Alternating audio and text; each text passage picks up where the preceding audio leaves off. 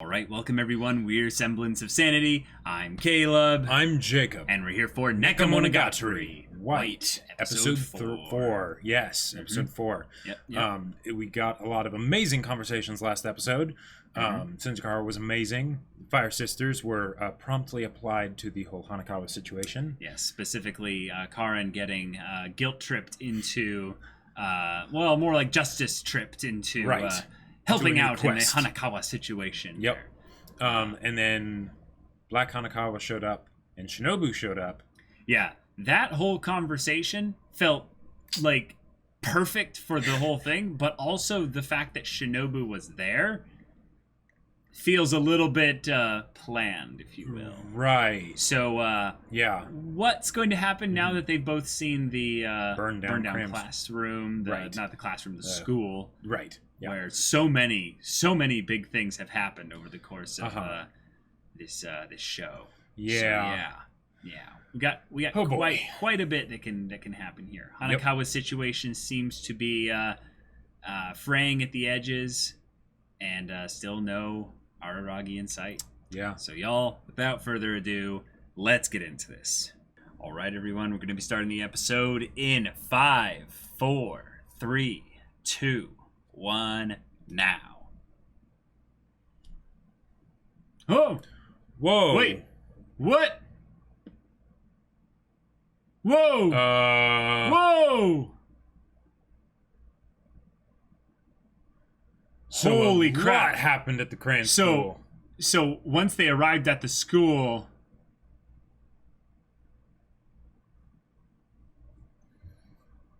whoa! Oh my god!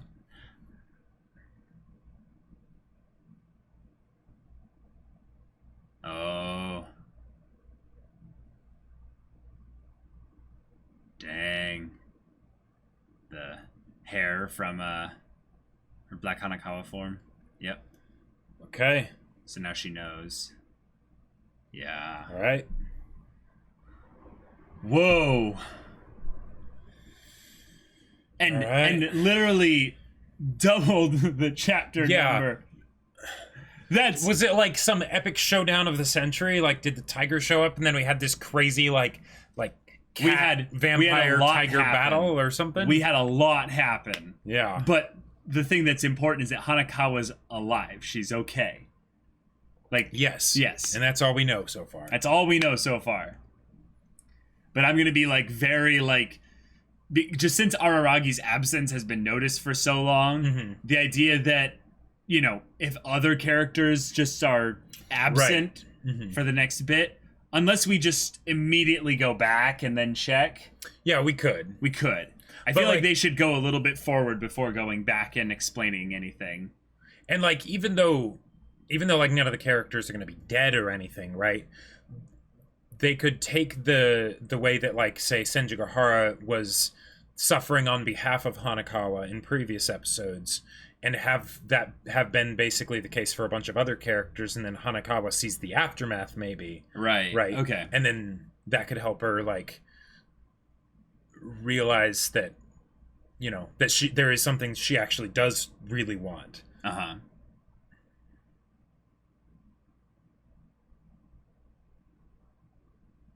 Part 4.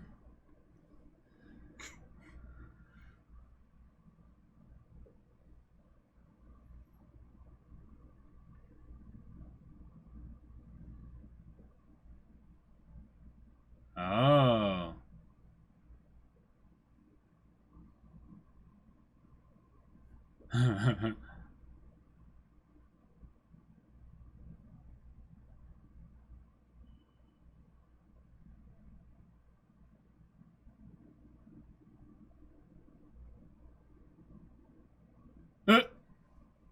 Maybe they are noticeable, they're just not to you.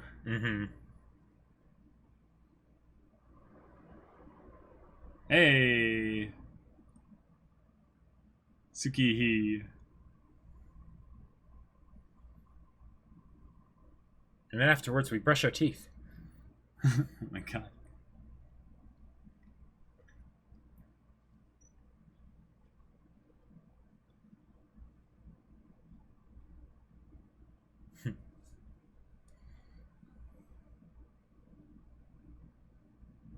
Oh. Okay, we're moving on to the next chapter, so... Oh. Whoa. We're actually seeing the parents? Yeah.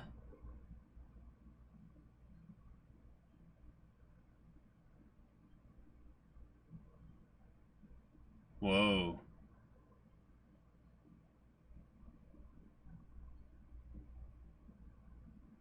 Wow.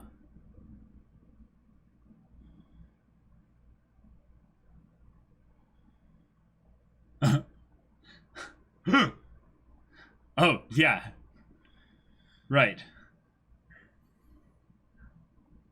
Wow. Haha.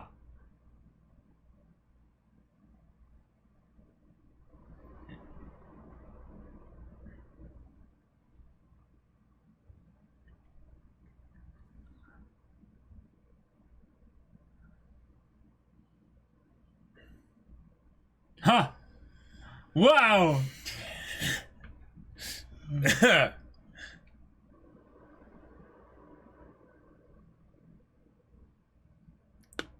I like the 5 hats to showcase all the Araragis, you know? Mm-hmm. Nice. Oh. I love it.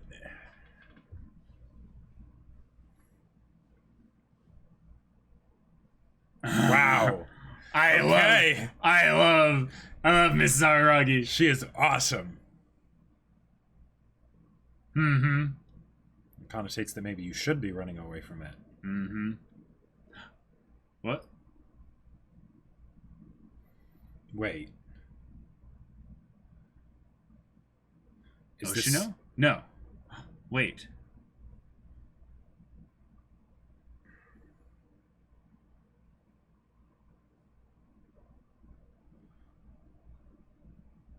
Yeah. Whoa. What's...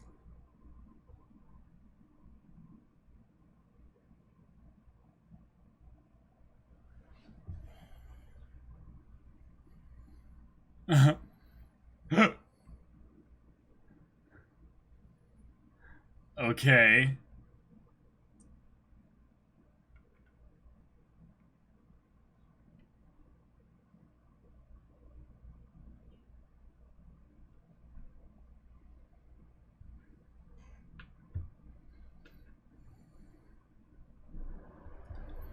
Whoa. Okay.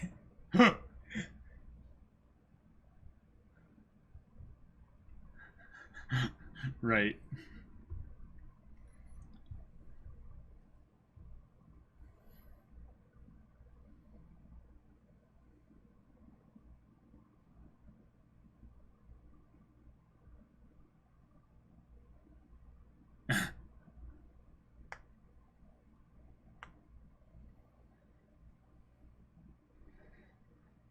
Called in by who? Yeah.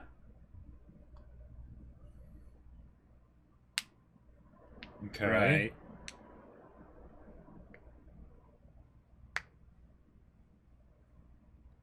Okay. You should talk to Kaiki. Yeah. Hmm. Ah. You get right to the point. Oh. He has no idea?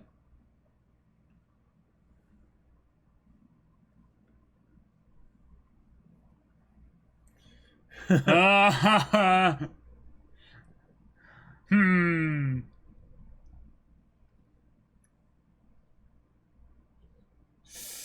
Who are you?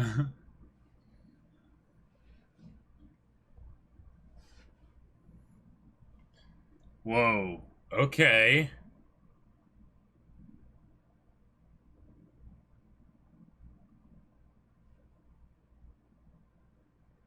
Huh.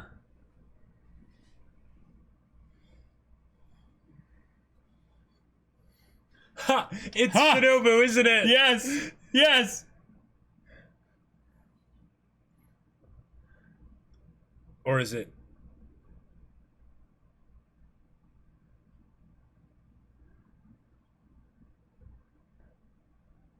Wait. Is this Yozuru? Or Yatsugi? I forget which one is which. Yeah, probably the older one. Or the human one. Yeah.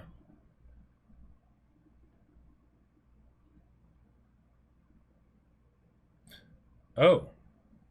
Is this the one that he was connected with back in the Oh, day? yeah, is this the other one? Yeah, yeah.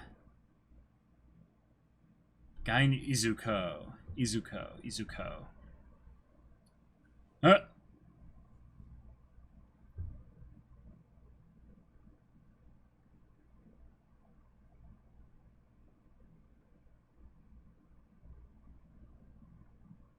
Okay. All right. Gotcha.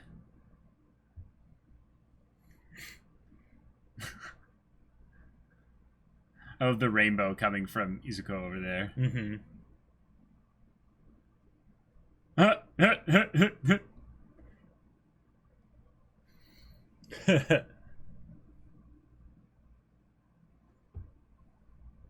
ha ha ha ha. Yeah. That's funny. With soda.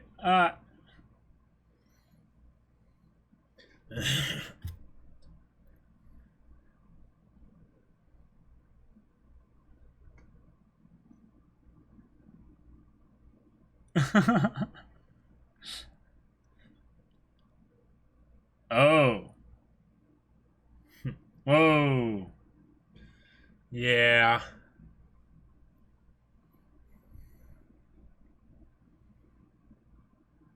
Oh. Interesting.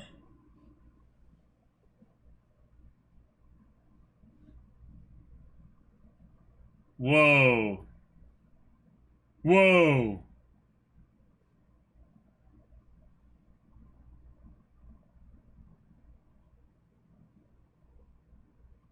Whoa.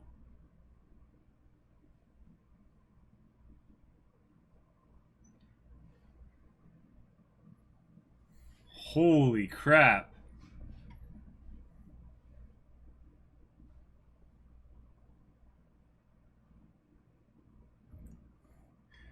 Wow. Wow.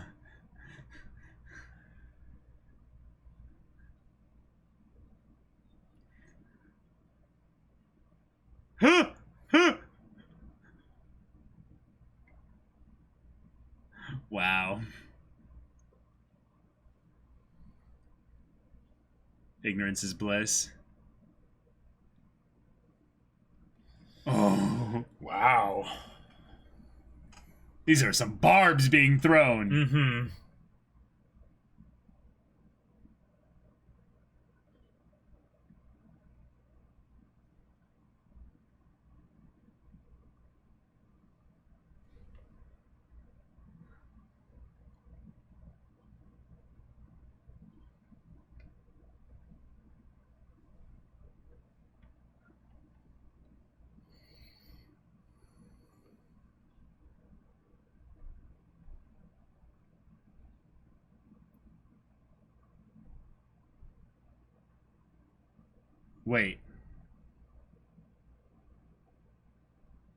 Wait. But then how did 26 chapters skip if we... If it was all in one night? Yeah. Must have been one heck of a night. Or... No, we're still... Yeah, we didn't jump back in time, so then... Yep.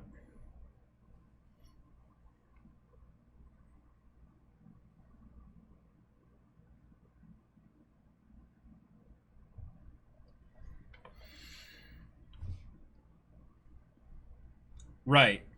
Okay.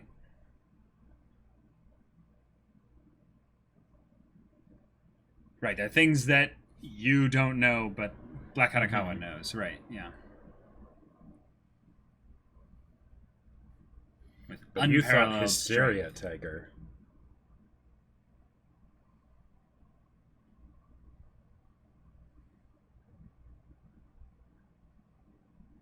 Huh? Chotto mate.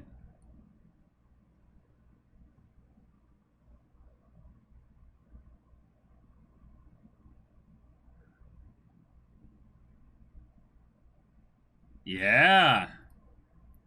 Yeah, sure.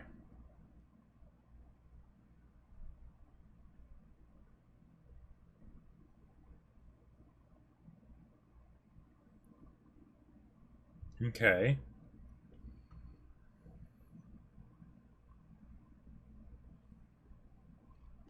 Yeah, yeah. She has the ability to like see the future, or read minds or something.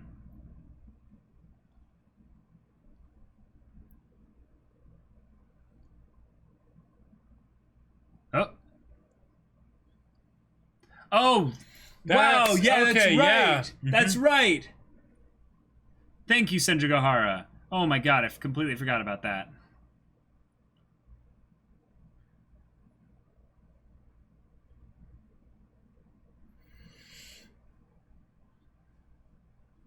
And Kaiki was saying he was coming to meet basically the Kanbaru's mom and stuff.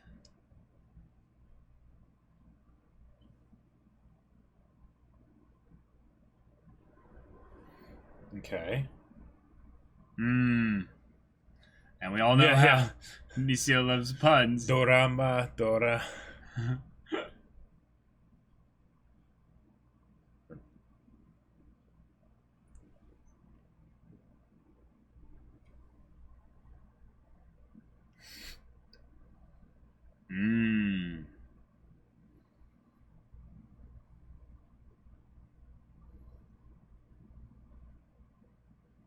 Right. Right.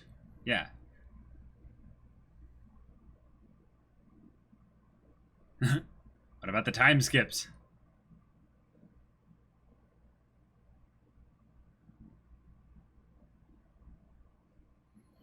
Mm-hmm.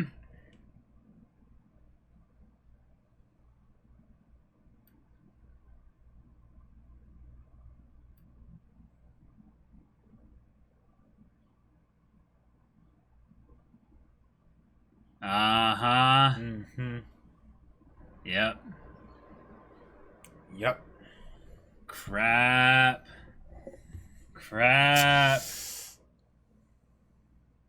Guess you gotta fix this, Hanakawa. We're moving along quickly, too. Yeah.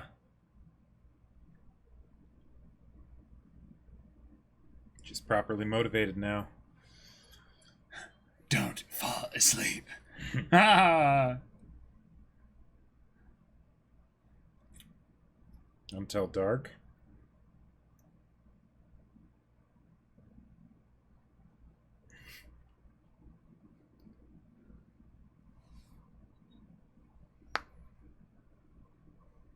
Jeez.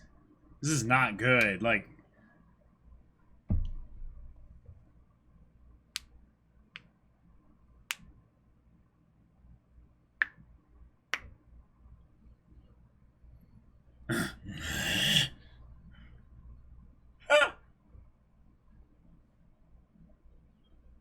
She has to do the right thing, you know, in order to take off her shoes and stuff.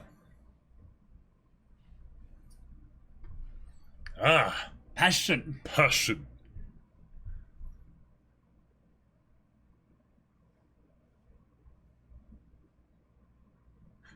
That's a positive way of looking at it, sure. What about some other ways?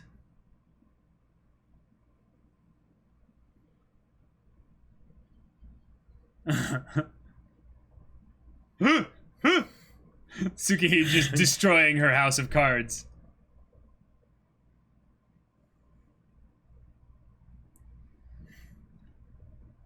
Ah. Passion, love. Okay. There's a similarity. Yeah, yeah. Uh-huh.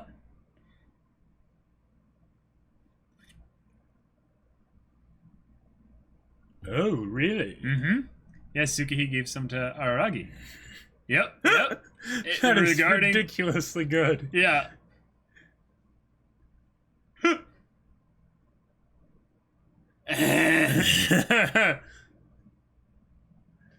Wow. Whoa.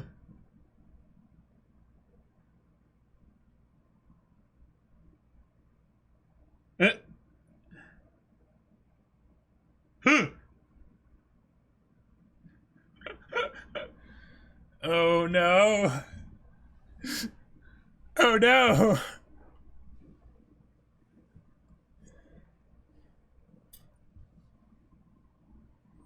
Hmm.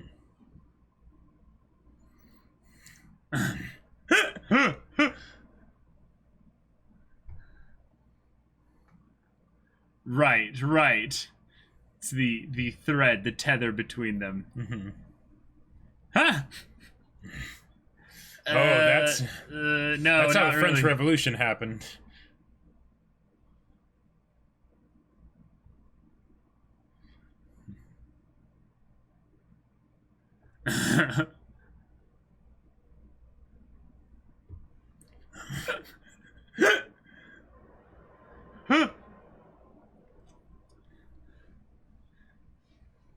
Wow. Wow. That's wow. wow. Oh my god. This is hilarious and Yeah. also just so revealing.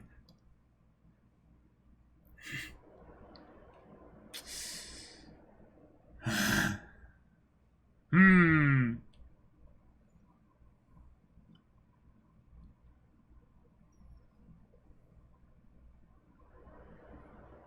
Oh.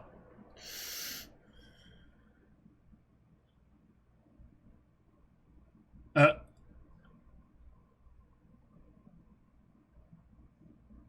Projecting a little bit.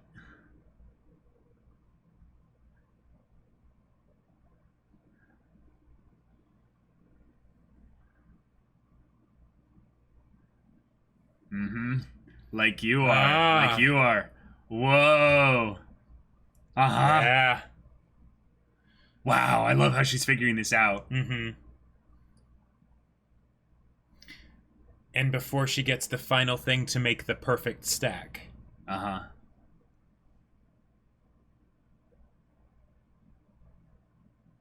Yeah.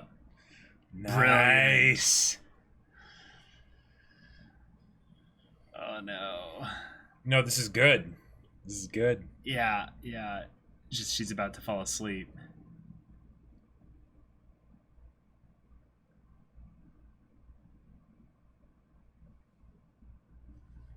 Mm-hmm. Mm-hmm.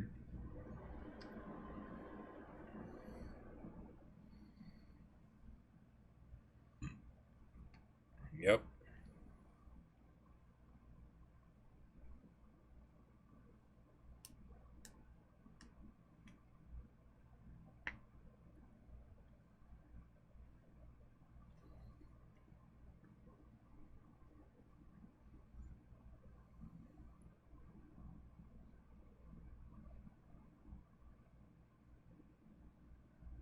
Whoa.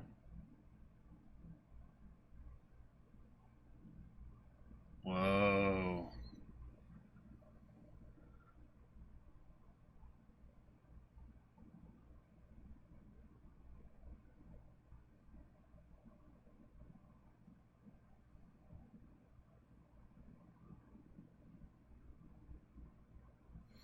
Whoa.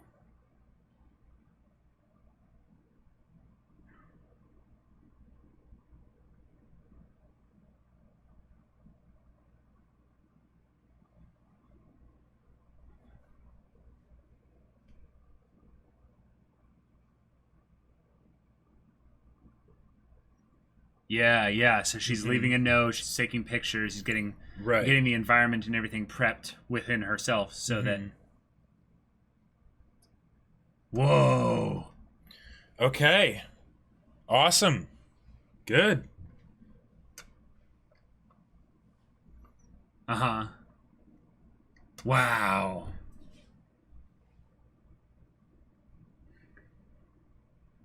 Which is.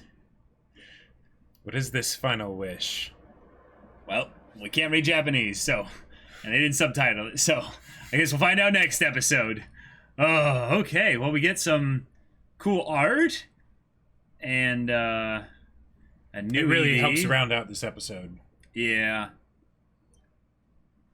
This episode had a lot of good stuff that was, but also a lot of surprises. Like, Yeah. like I did not expect Episode to return, and we got, well, what would that have been, like Kanbaru's aunt then? Like, Talking about Izuko? yeah,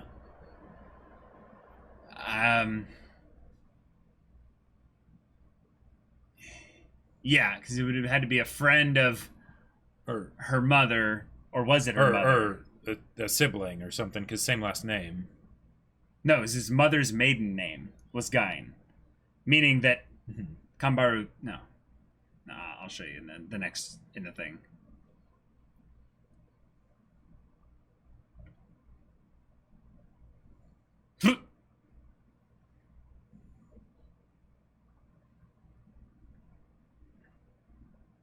Okay. But why?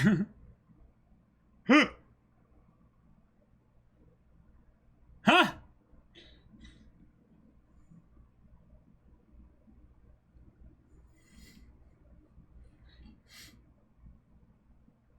Oh.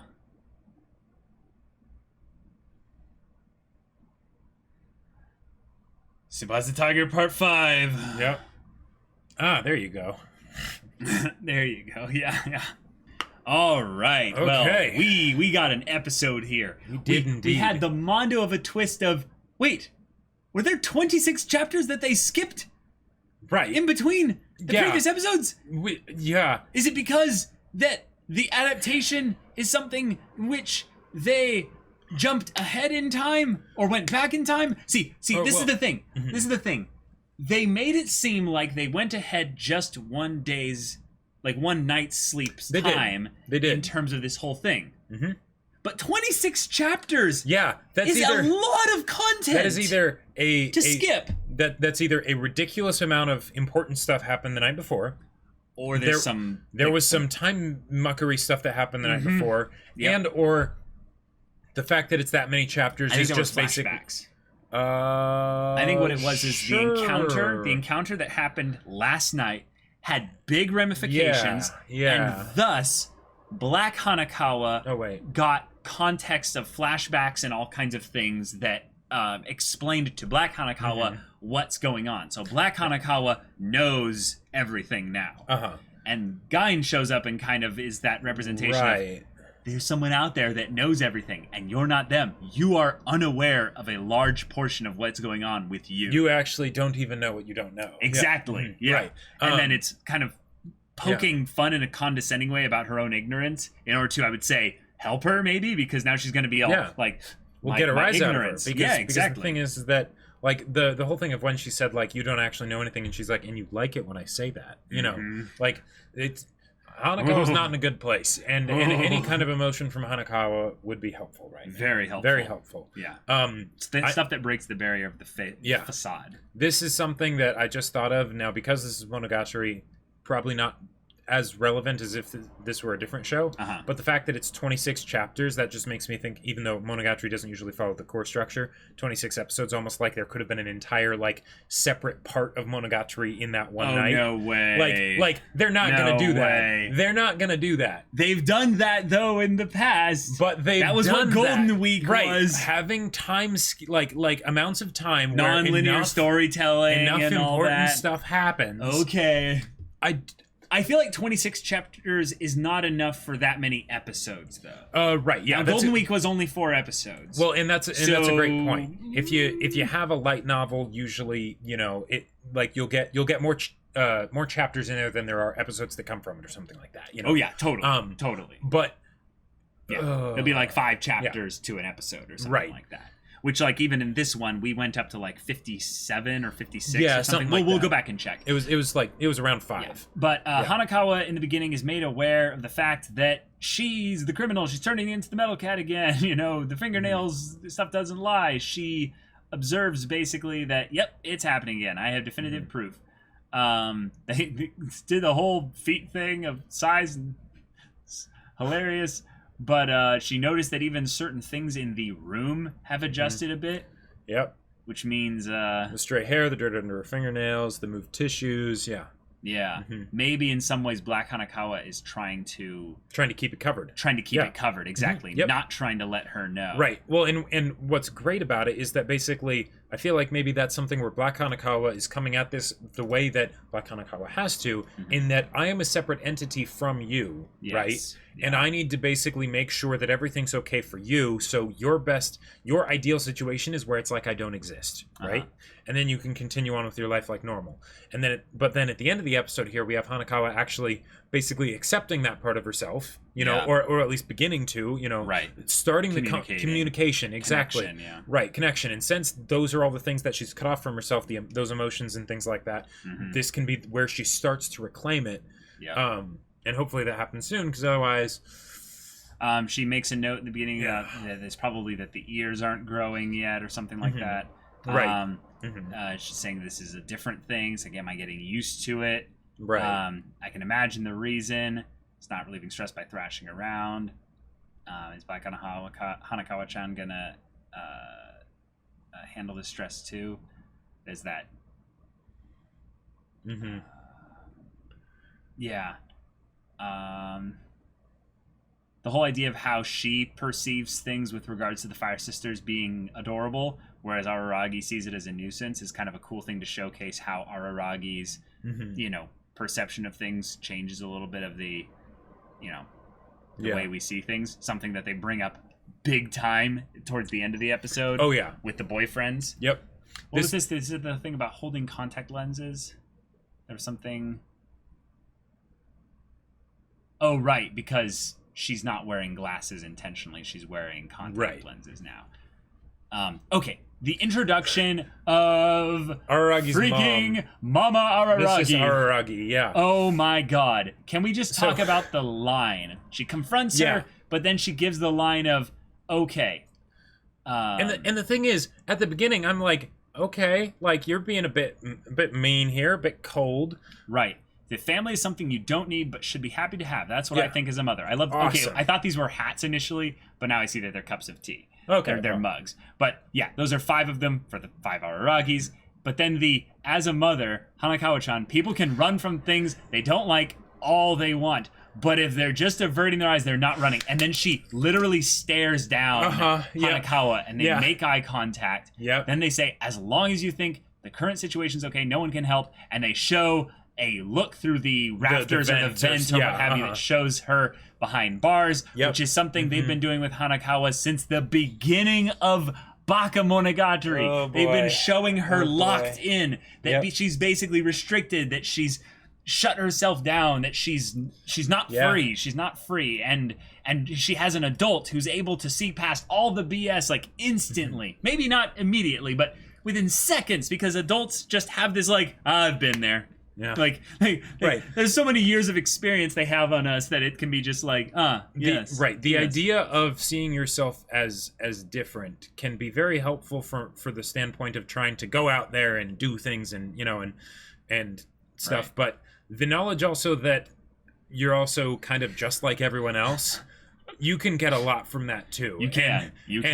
And I feel like that's where most parents are at. Well, yeah. Oh, yeah. They had the whole Hanakawa. thing of you're not special. And everything there. Yeah. I liked how pointed she was at the end, where she's like, for starters, I think that's about where you need to head out from. It's like she's not even being subtle anymore. Nope. But I love that little conversation is what she gets as she's heading out, and it actually like leaves a thought on her. Okay, so I just you realize where that area was? No. With the lanterns and stuff. Well, yeah. This area is at the end of Kizu. Yes, but also you have a bunch of lanterns. Hanakawa's walking in between the lanterns. If it was from Hanakawa's perspective, she would be caged, right? Because she's behind the bars. And then it shows a rocket going up above the lanterns. Now, maybe that's nothing. Yeah. But Hanakawa's like staring up at it, you know? Maybe wishing something. Yeah. Well, I think that's a scene where it's hard to tell, really. Like, maybe that's reaching a bit too far, you know, but... Sure. I love how, in her mind, this is like a scary confrontation here. Her just interacting with a total stranger here. And then we're reminded that it's episode Sun. And... yeah, why are you back here? Don't episode Sun me. And yeah, I forgot that he didn't die. I gotta say, y'all, because it was Kizu, when I last saw him, I didn't recognize him. Oh, yeah. Because he didn't have the gigantic weapon, you know? Right. Because when I think back on him, I more think back on and remember the weapon than actually his look and just the art styles. Well, and when they did the flash and showed the weapon was by itself. There wasn't anything next to it for scale. Right. So it was really just the shape. Yeah. The little joke of the trying to kill someone is or what was it? This part here. It looks like trying to kill me is something he at least considers a debt. Just shows how cold she is, you know, about like the whole idea of dying and all that. Sure. Just, like, she just casually throws that out as a joke. Yeah. The red eye bus, he got called in. Mm-hmm. And he got called in specifically by Gain. Or is it Gain? I don't know how to pronounce that. Gaen. I think it's Gain. I think I feel like they said it Gain. in Nisei. Well, they did, I think, because that was what Kaiki said when right. Kaiki Deshu came in, or Deshu Kaiki, whichever one, comes in there, and he's like, "Oh, I'm looking for, Gain. The mother of Kanbaru, yes." And she brings up the whole, "Oh, you could be hired to go tiger hunting," and he's just like, "Well, no, I'm a vampire hunter." Now, here's the thing I'm still a little bit weirded out by. I feel like we are getting non-linear foundational pieces for something the else. Story of, well, here's the thing. Hanakawa, I feel like the mystery has been solved for us. We as the viewer are pretty much aware of what's going on. She is having this issue with the tiger aberration, the burning tiger whatever thing that's plaguing her. It's either another part of her, like the Black Hanakawa. It's this thing either afflicting her. It's something tied to Hanakawa. It's the Tsubasa tiger. You know, that's its whole thing. But we're slowly but surely, like, going a long time into this part with no Araragi, and it's almost becoming a point to where I'm like, is this going to become the disappearance of Araragi Koyomi? like I'm not even kidding. This is getting a little bit like wait, whoa, where is he? Like, genuinely worried. Where is he? Because they keep skipping ahead in time with these little moments there, and it seems like in those moments we would probably come the closest to potentially interacting with Araragi. At least that's what I feel like it would be. But the fact that we're not getting him is like, should we be worried? That's what the big chapter skip is. What? Like, so with the whole thing of the previous night, you know, a bunch of them are probably just, you know, chapters where it's a flashback to where Araragi has been all this time. But yeah, it could also just be, this is where, you know, like, sure, sure. But okay, so let's keep going here. Right. This is something I found really interesting. He gives the observation of Hanakawa Tsubasa. Was it? You've gotten like really normal since we last met. I mean, just now, the vision I have as a vampire couldn't tell if you were the same person or not. The biggest change, I feel like, between Hanakawa and Inkizu and Hanakawa now, well, she's had the whole situation with Black Hanakawa. Yeah, but the way he describes it, like, look at the next bit he says here. Last time, I got kind of a dreadful feeling from you. It's gone without a trace now. That doesn't vibe right with me. Something feels off. Well, yeah, because, like, okay, if it's... Because what that makes me think is that he was detecting the kernel of Black Hanakawa before Black Hanakawa actually came to fruition, right? And maybe here... he's not able to see it because Black Hanakawa is now basically a separate entity, so he's not actually looking at Black Hanakawa right now, you know? And that's why he's not able to perceive the dreadfulness or whatever. Okay. Yeah. But... oh! What? I'm so dumb. Again, this is something that I feel like the show does these kinds of observations where they tell you something that you should already know from another angle to basically keep you apprised of it. But because they're telling you something basically, again, from another angle, you learn more about it, but you have to be paying attention. I think what they're saying here is that remember, Black Hanakawa is basically, that's Hanakawa now. Like, that's legit Hanakawa. Oh. This is fake. So what he's seeing now is basically the dreadfulness of that. It's the hollowed out remnants. Exactly. Now that Black Hanakawa is a thing. Right. Yep. You're nothing. Who are you?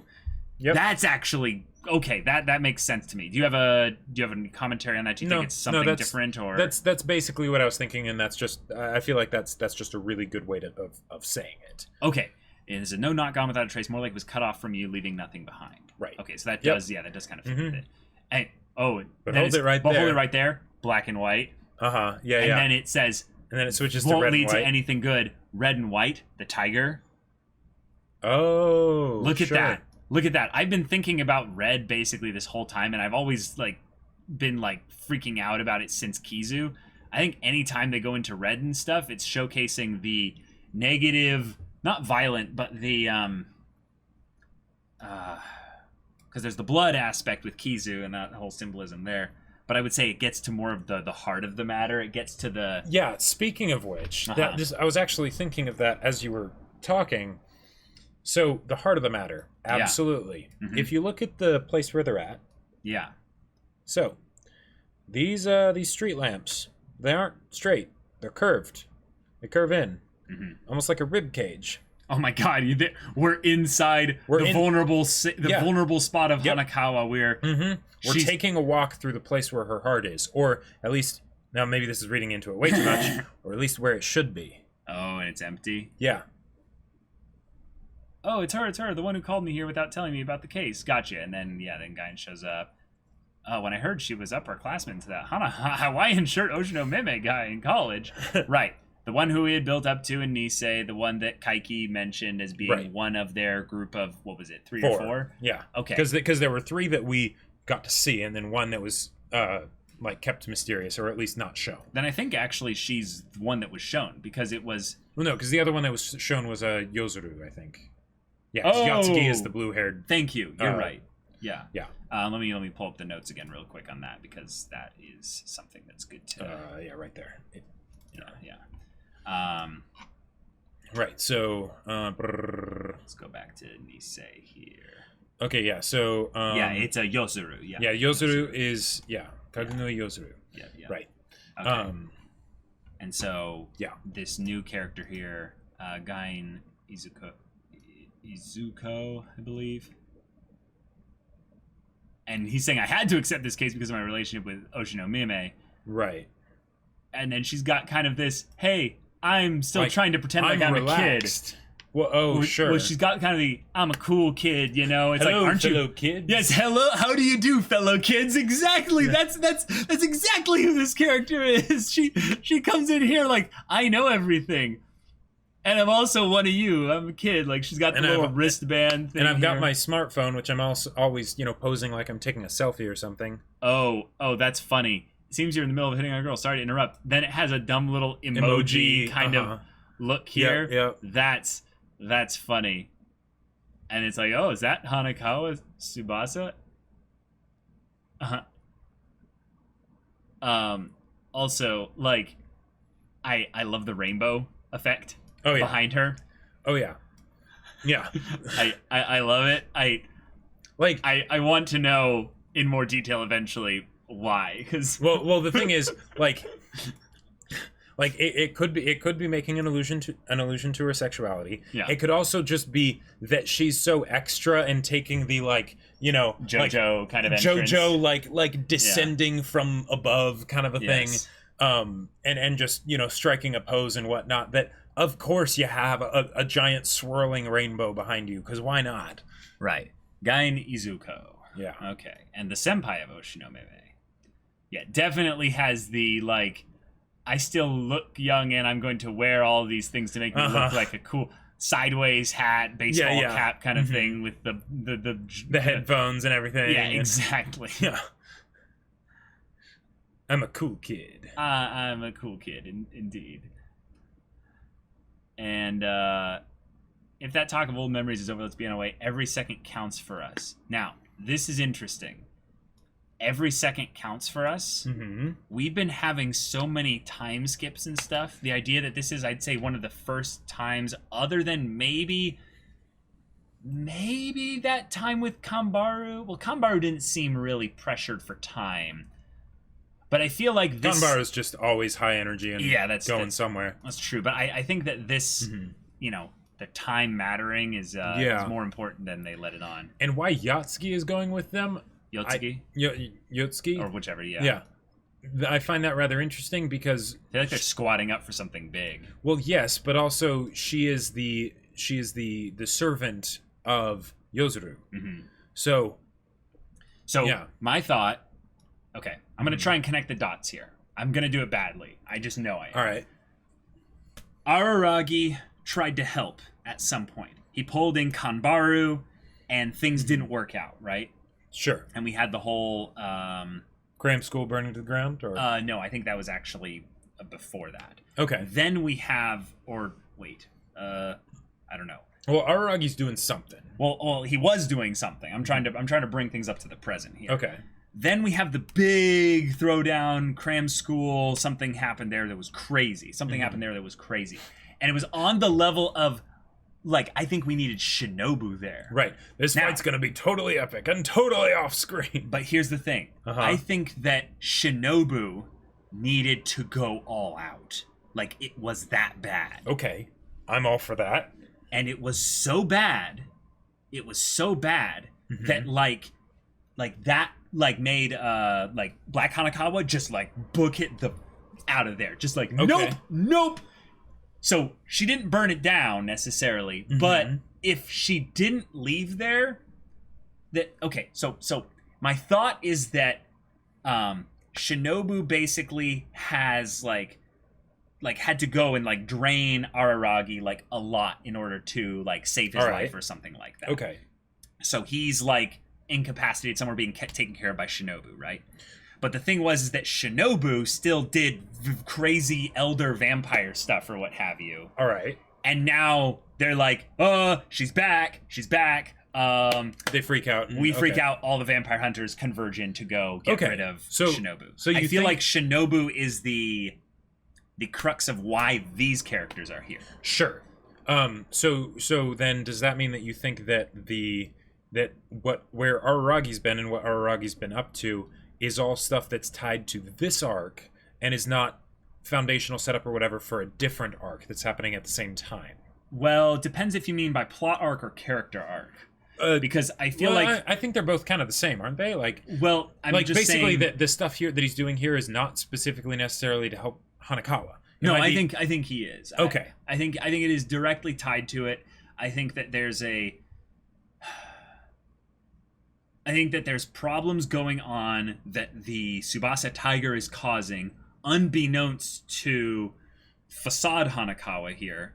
I'm almost going to call her faux Hanakawa or what have you at this point. Just ignorant Hanakawa. Yeah. Black Hanakawa was made aware of things, I think, at the end of the basically of the previous thing that happened. The throwdown at the cram school. At the cram school, yeah. So she's trying to keep her master out of the loop of things to keep her de-stressed. Sure. So this message at the end of this episode is really big because it's going to connect the dots back together so that regular faux Hanakawa can then understand what's been going on in the background, and therefore she could probably reconcile the potential multiple Hanakawas. Because that's beyond just Black Hanakawa and herself. Yeah, because we've seen stuff with Black Hanakawa this arc. And Black Hanakawa, there's still a whole ton that Black Hanakawa does not know. So, yeah. So that might be another reason why there were so many chapters in the previous bit. Sure. Okay, so that all started from this whole thing here. So let's keep going here. She's talking about, like, as an adult, I should probably buy you two some juice at a vending machine because I'm an adult and that's how you treat kids and stuff. And I can't help you with the tiger problem you're carrying around right now. Just casually throws that out like it's nothing. Yep. We built up that Episode-san or Sode-san has no idea about the tiger situation because he was just called here. Of course he doesn't know. Yep. But the idea that she casually throws it out. It's like everyone knows that, but it's I know everything. And more importantly, that's what she's not I can't help you with the tiger problem right now. I can't help you with the tiger problem you're carrying around right now. The idea that in case you didn't catch it, Hanakawa, tiger attached to you somehow. How? Yep. We don't know, but it is very much a you problem. It is not just a tiger that's out there. Yeah. Oh, what? That surprised you? That's not so surprising. There's nothing I don't know. Nothing you don't know. Yeah, I know everything. She's just like, yep, I'm that awesome. I love this part here. Yes, it says as if she had total control of everything in this story. Now, there's the obvious meta joke of, the writer designed her kind of a deal. Yeah, exactly. Yeah, right. But there's the idea that's in black and white.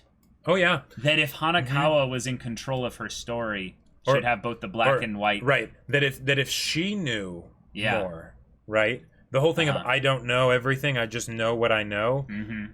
I don't know everything. If I did, I would be in control of my life. Right. All I know is what I know. Yep. And that's that I am not in control. I don't know, right? And then she just also casually throws out, I'm sure you'll be facing the tiger either today or tomorrow. Yeah. What? And then you'll face the one you're about to name the history tiger, and then the text says hysteria tiger. Right. And the one you're about to name, so there's the potential that she can see the future. I believe she has some level of cognitive, as bad prescience, prescience thing. As badass as Oshinomeme is, in order for him to call her senpai, she must be pretty awesome. Pretty awesome. The aberration with strength unparalleled in history. Now, here's something that's kind of interesting there. History? Why use history as a word? They go into that whole thing in the later part of this episode, and she debating the word. Said that it was going to be called the history tiger. Right. So So they're already dealing with the idea that there's potentially some either time viewing muckery, but since we've been skipping time stuff, I think it's more than just them prepping us for the theme stuff of time-related shenanigans. Well, but from her perspective, she's enough time muckery potentially, you know? That's also true. But here's something that I find interesting. I was just talking about Shinobu, right? Yeah. Who's a character from history. Strength unparalleled in history. Oh. That sounds like she's saying, if Shinobu was at fought full this strength, she still would lose. And So this might be a situation where we have two beaten, hurt vampires out there, and maybe these vampire people aren't coming in to hunt vampires. They're coming in to save some vampires. Wouldn't that be a great twist? That would be crazy. That would be crazy. We're the specialists. Well, yeah, okay. And we are being called in for something big. And we have a unparalleled strength aberration. Right. I feel like this is just going to be just so crazy, so epic. I absolutely loved the way they did the prep for the final battle in Nisei. Yes, even though it was very one-sided on both of the ends of the scale, you know? Totally. So if we do something like that again, but even more so, that would be amazing. And the idea of Hanakawa, let's say they wanted to take this for the more traditional aspect of a fight, in a situation like this, where you've got the people that amp up and juice up and stuff in order to fight this thing, but they can't truly beat it. And then you have the one person who's there and they have all the power to beat it if they, realize that aspect of themselves or whatever. So Hanakawa's there as the fight's happening and whatnot. Oh, that would be amazing. I love also how she's saying unparalleled, but she then doubles down on it. Yeah. Instead of here's something that structurally I always have to wonder with how the translation works from Japanese to English, but they make a statement, the aberration with strength unparalleled in history. It's a period there. Right. Period, which means that is emphatic. It is stated is true. No ifs, ands, or buts. Exactly. But then she starts her next statement with a but, which is wait, you don't do that. You don't start. Right, and the reason that you do is that because it's not a but. It's actually saying, re-emphasizing, it's doubling down, saying, and no one can help you with that. Right. Nobody can rescue you. Well, and whenever Holy you hear about two things that basically seem like they're saying the same thing, especially in something like Monogatari, it's well, are they actually saying the same thing? Because because it's a problem you yourself have, but nobody can help you with that. Nobody can rescue you. Yeah. The idea that that much is obvious from saying that its strength is unparalleled in history. Right. But it's saying, no, nobody can rescue you. Right. Right? It doesn't say nobody can stop, like, well, kind of saying nobody can stop it from the previous sentence, but that isn't what she said in the second sentence, or in the second statement. So what you might actually be seeing here is that she's intentionally lying to make her get riled up and clue in about this whole thing. Because I think this is another thing. Her statement here is saying, that's not my problem. And of course, it's not the problem of the boy you're in love with. Right. She's saying... she's underlining that basically, Hanakawa, you need to deal with this. Right. You need to deal with this because the boy you're in love with is trying to deal with this. Or has been trying to deal with this. Yeah. Like, well, and a whole bunch of people have been trying to deal with it and help you try to deal with it. But you know what? It's not going to go well. And as we find out later, you know, their homes are going to get burned down too if you don't deal with this. Hence the, you know, probably you really don't know anything, Tsubasa-chan. You don't even know that you don't know anything. Yep. And she says, it's not wisdom to realize one's ignorance. It's just ignorance. Yeah. I mean, it's wise, but it's still ignorance. And then just a final thing to rile up Hanakawa a little bit more is like, saying Muchi so much makes it sound naughty. Like, it makes the word for a voluptuous body. Like Hanakawa has. Mm-hmm. And then it's like, I do feel jealous since I'm the slender type. And then we have Hanakawa in her upset, like, I'm not showing you my eyes, Hanakawa. Right. Well, that was good. Yeah, like the facade isn't there for that split second. And then nothing's worse than the truth, you're an idiot. Like the lament of the scarecrow without a brain. That again, that we like, see her man. Just taking this and she goes, what do you know about me? I know everything. As I said, I know everything. It's just, it's actually chilling. Like this is... and the fact that she said that twice, I know everything. As I said, I know everything. It's like... yeah. Mm-hmm. You're gonna laugh, Jacob. This is Hanakawa from the future. Remember how I said... Time travel! No, remember how I said Oshino Meme was Araragi from the future? But... why not? Why not have more, like, time shenanigans and stuff? So then who's Kaiki?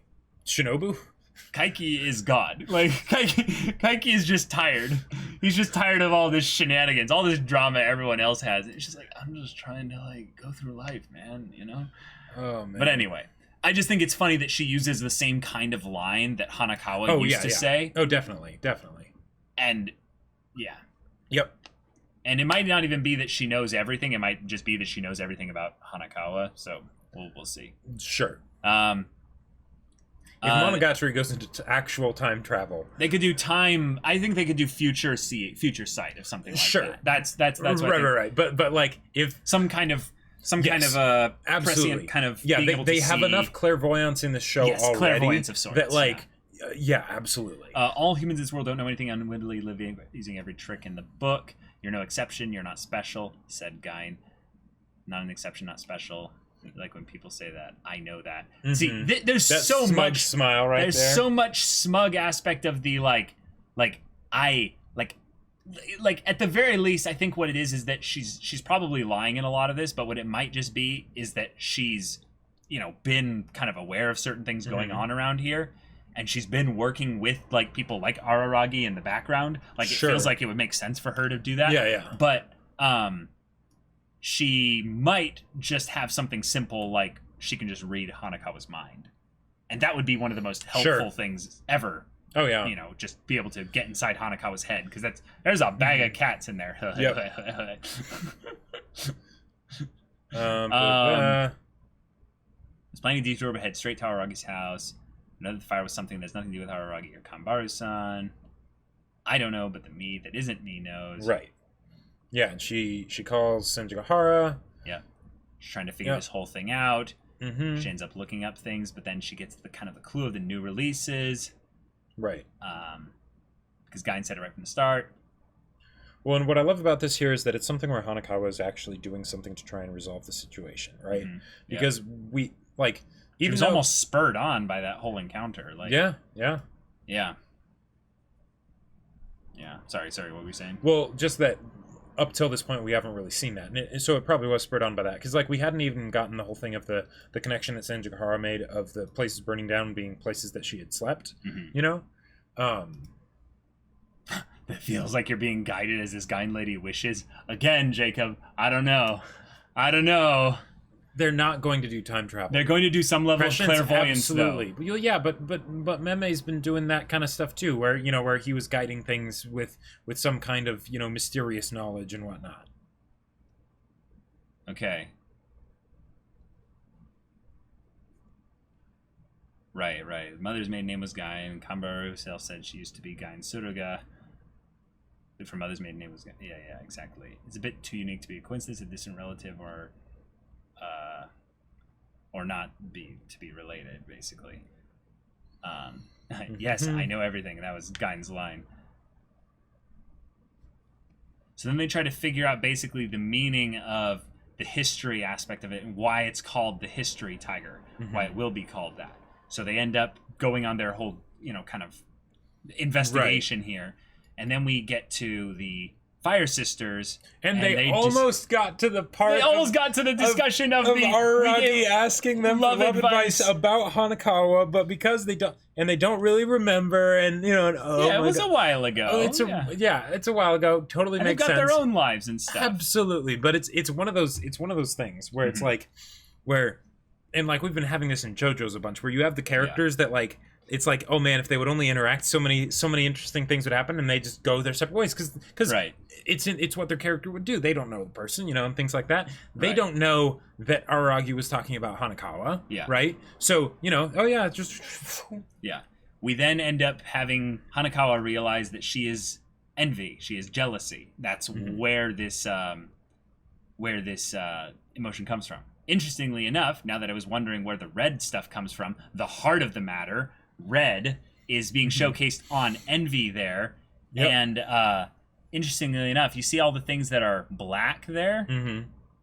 Wrath, gluttony, and I believe avarice. Let me yeah, bring I think this so. up. Yeah.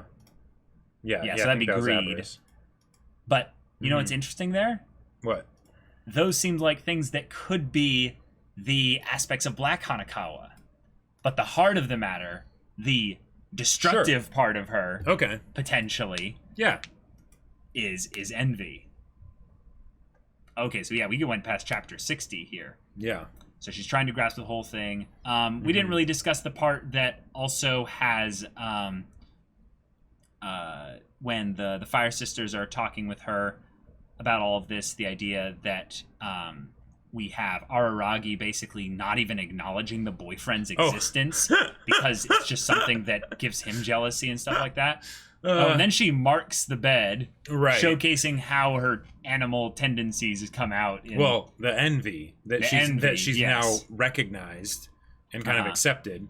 Then she changes clothes, she takes a few selfies, deletes a bunch of them, but basically finds one that she's comfortable with, sends that one to who? We don't know. Herself, maybe? But But she's specifically dressed in clothes that would be good for going outside. Yes. Right? So that she's not going out in her underwear or whatever. She's making it easier making it easier for Black Hanakawa. Yeah. And then she writes a letter to Black Hanakawa to share the feelings. She's realizing that whole thing. And showing appreciation. Yep. And one last wish. The idea of one last wish that she's worried. Well, the whole idea. Down. Well, the whole idea of Hanakawa saying one last wish. Yep. That looks concerning. A lot like a suicide note in that regard. Then. Right. Except. That she got here by making a lot of progress. Yes. So I think she's going to be okay. If anything, what this could be as a way to have it be sort of a suicide or a death of sorts is that Hanakawa is basically realizing reconcile with Black Hanakawa. Going to reconcile and basically saying Fake all Hanakawa of this that is left to me once Black Hanakawa has been separated. Right. I don't feel like a whole person.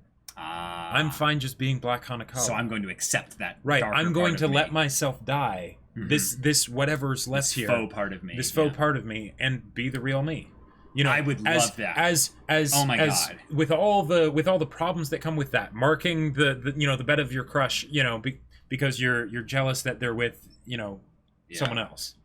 Oh God, another reason why Araragi couldn't be here is because he is getting help from a lot of other people with this. Yeah. And they've realized you need to actually distance yourself from Hanakawa so that she can figure this out herself, and you don't try to save her. Sure. We're going to give her I'm going to have you 200 IQ this Araragi with us, and we're going to send little impulses that will ping her in the direction where she's guided towards the solution herself. Then she solves it herself. Everything will be daijoubu. But then when we go back and look at how much struggling there was along the way, we'll see that people were in pain, suffering, fighting, like putting their lives on the line for her sake against this tiger monstrosity thing. And then in the end, she basically just, solves the whole thing through some reconciliatory realization of who she is. And it also could still go even more horribly wrong, where we get like even more craziness. But y'all, that's where we're at. That's where we're at. We got so much here. This is leaving us towards episode. Yeah. Wow. So y'all, thank you so much for watching this episode's reaction and all the way to the end of the discussion here. If you want to see the next episode's reaction and discussion right now, though, go check out the link in the description below for our Patreon. You can get on early access there. You can, we don't have full lengths because everything's timer-based and stuff like that. Monogatari. But yeah, if you want to get involved with the community discussion things and stuff like that, any level support gets you access to our Discord, where you can chat with us about anime in general. You can chat with the community and stuff there about Monogatari. You can get ahead of us and talk with them all about the whole stuff going on in there. You can also talk with Jacob about his book. Yes, my sci-fi novel, Battle Lines, you may have heard of it, is still available for order on Amazon. The link is in the description below, so go check it out, leave a review, let people know what you think, all that goodness. Awesome. So if any of that interests you, we'll see you there. But until then, we're Semblance of Sanity. I'm Caleb. I'm Jacob. And we'll see you all next time.